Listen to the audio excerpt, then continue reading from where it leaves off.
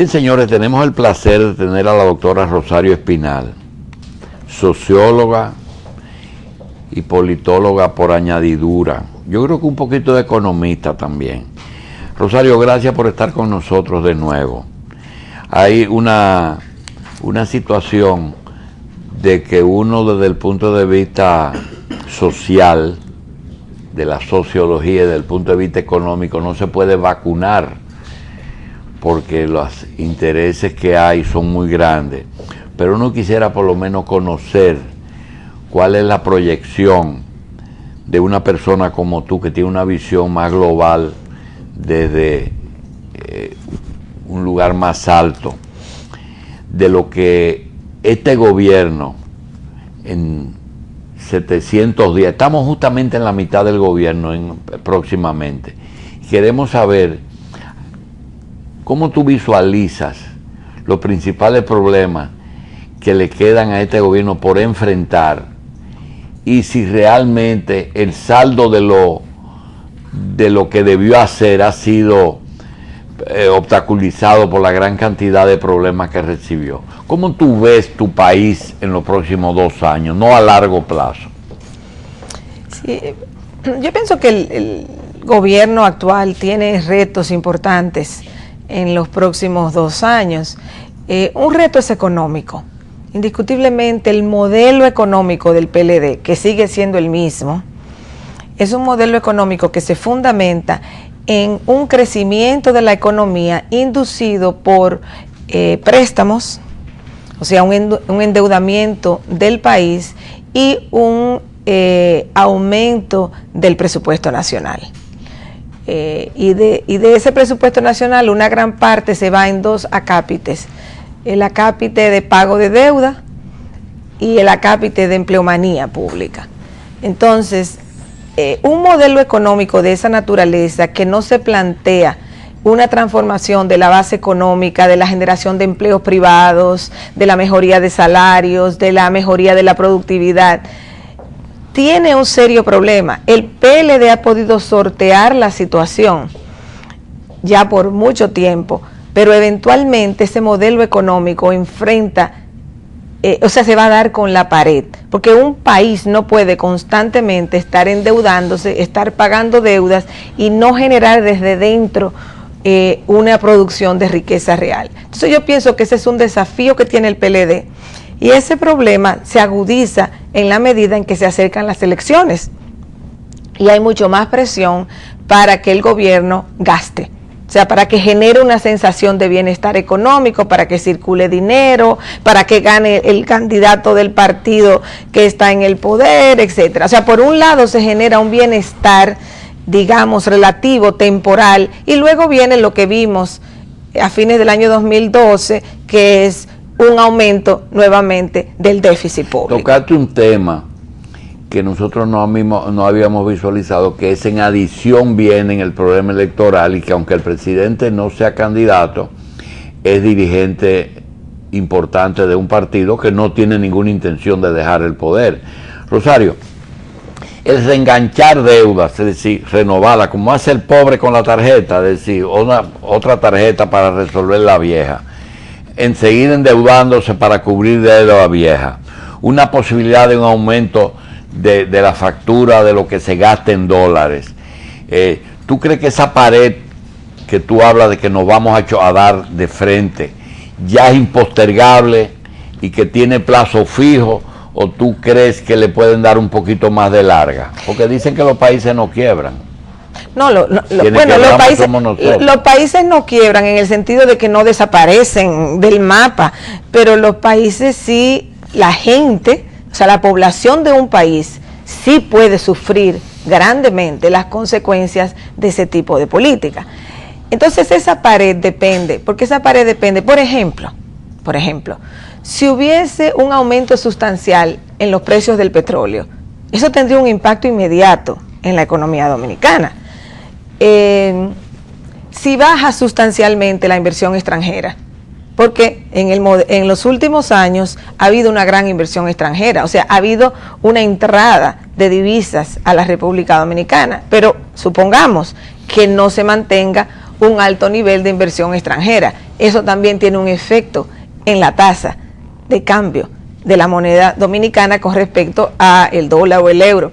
Entonces, depende de factores que no todos y quizás no muchos son internos, sino que son factores externos económicos que agudizan el problema de la deuda. ¿Por qué? Porque en la medida que se encarece el petróleo, por ejemplo, o en la medida que no entran muchas divisas, eso tiene un impacto en la economía local y hace más pesada, digamos, la carga de la deuda externa. Entonces yo pienso que ahí el PLD tiene un reto grande, que ha sabido y ha podido sortearlo hasta la fecha, ciertamente.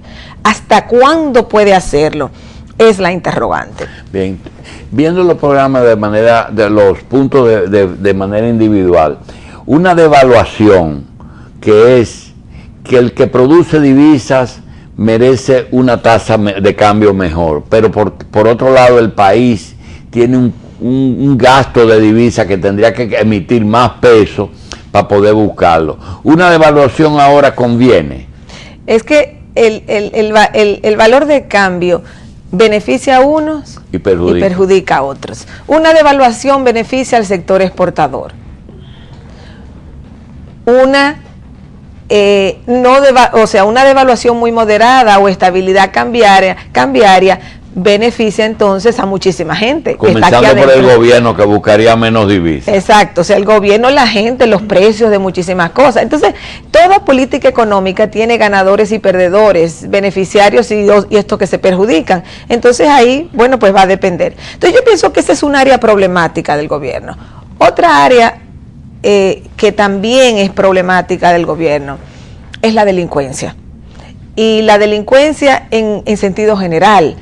Los niveles de inseguridad ciudadana aquí están, muchas veces se habla de, bueno, comparativamente con América Latina, República Dominicana no está tan mal, pero ese es un consuelo de tontos, digamos, porque realmente aquí han aumentado los niveles de delincuencia. O sea, yo no creo que hay una persona en esta planta televisiva que no conozca varias personas, o sea, amistades, familiares, que no hayan sido sujetos de un acto delincuencial. Entonces la delincuencia genera muchos problemas sociales.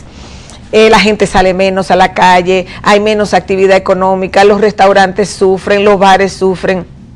O sea, y la inseguridad general que se genera. Entonces yo pienso que para abordar el tema pienso que el gobierno, aunque tiene ahora comenzando el sistema 911, que supuestamente va a ayudar a resolver los problemas, eso es un puntito de ayuda. Realmente el problema serio delincuencial que hay aquí, y tiene diferentes aspectos. Tiene un aspecto que es de corrupción, tiene un aspecto que es de desempleados.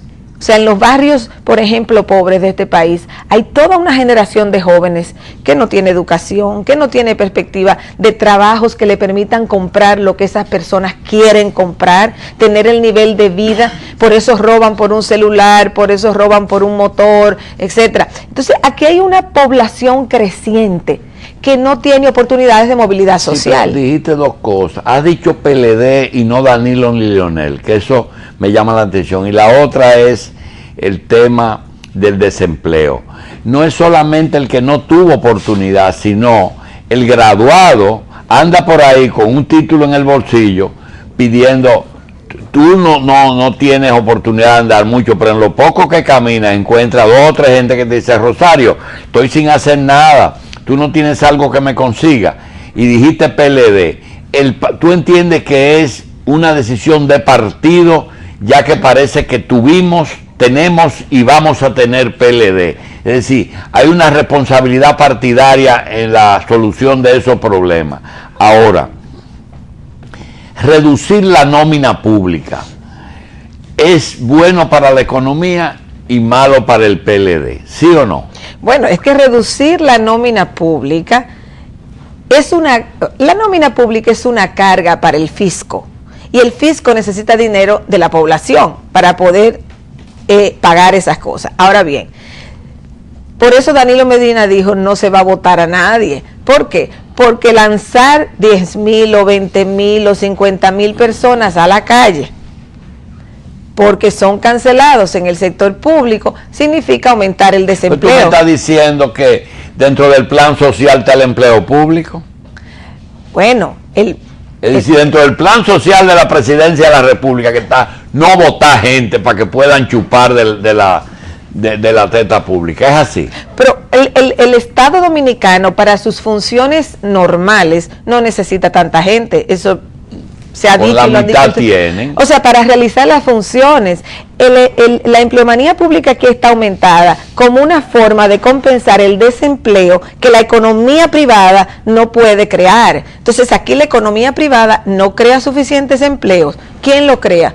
O hay más desempleados o el gobierno los absorbe. Y en estos momentos, Rosario, ¿qué función tú le darías al sector privado para ayudar? Que se sume a la crítica que no le está haciendo la oposición, o que comiencen a tener iniciativa para paliar un poco esos problemas.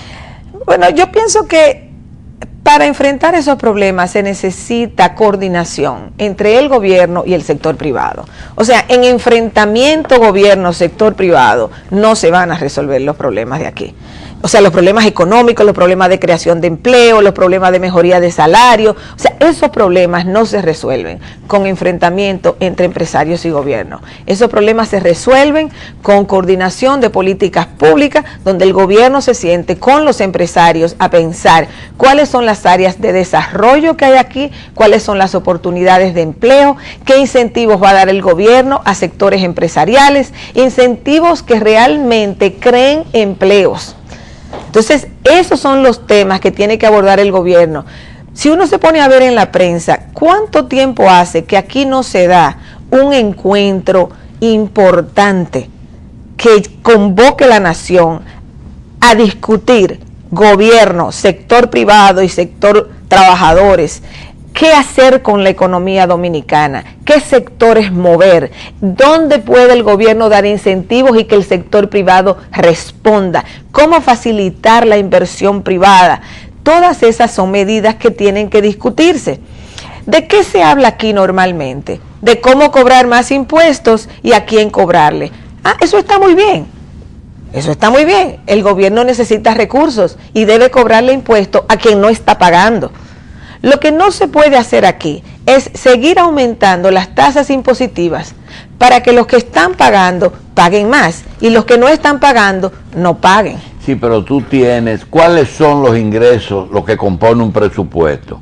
Primero, ingresos e impuestos, ¿verdad? ¿Cuánto el presupuesto? ¿Cuándo presupuesta el gobierno que va a recibir? Entonces, no le dan los impuestos, se van al préstamo. Entonces, tienen dos renglones. Y el tercero, no me da todavía. ¿Qué tengo que hacer? Racionar mis gastos.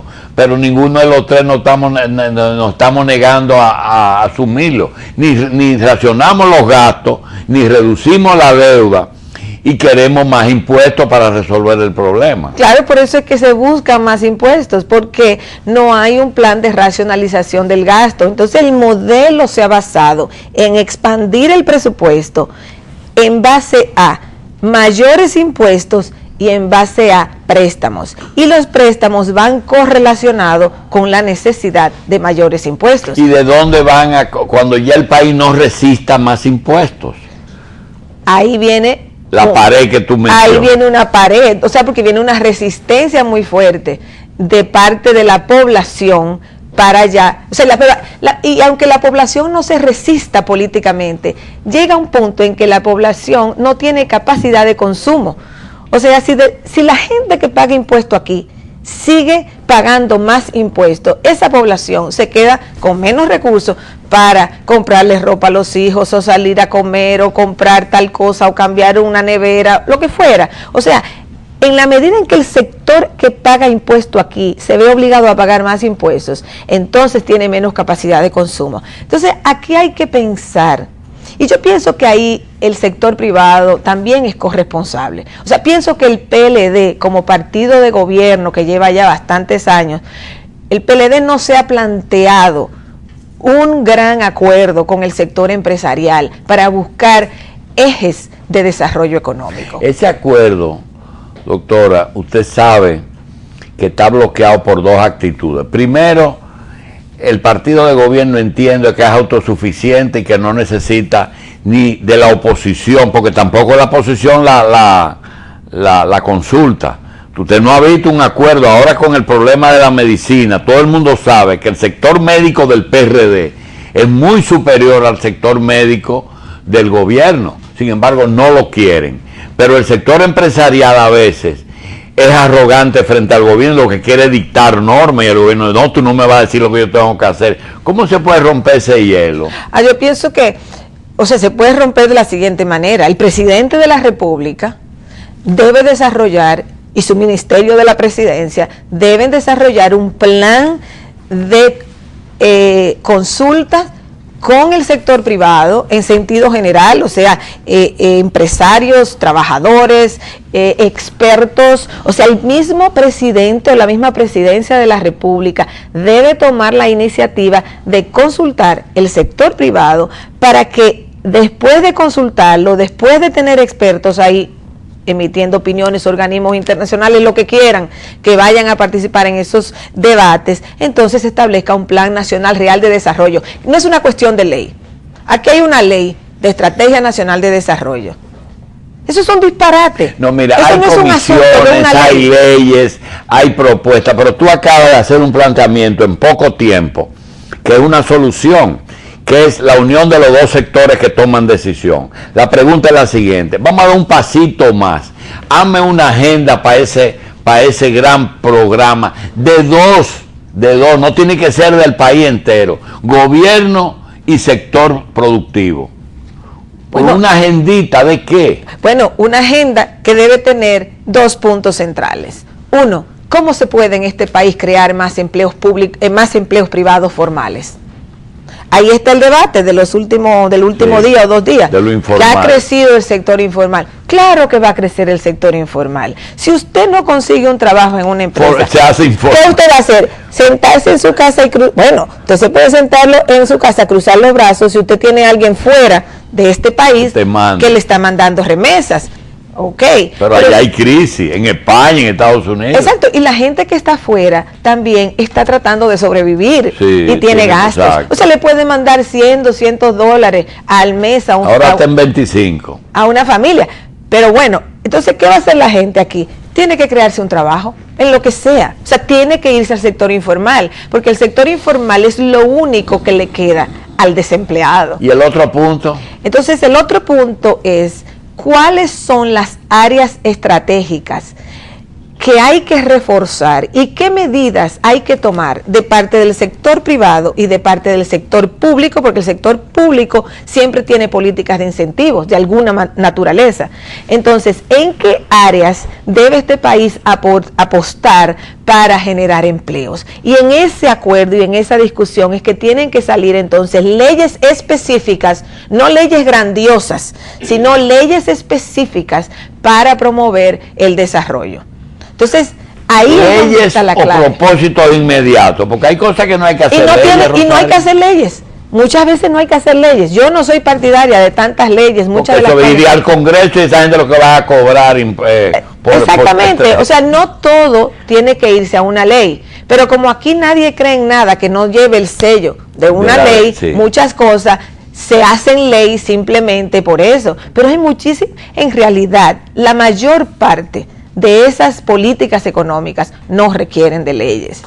Rosario, para terminar la propuesta, yo creo que ojalá que la oigan. Hay 2 grandes fuentes que nos consumen nuestras divisas, que es la deuda externa y el combustible.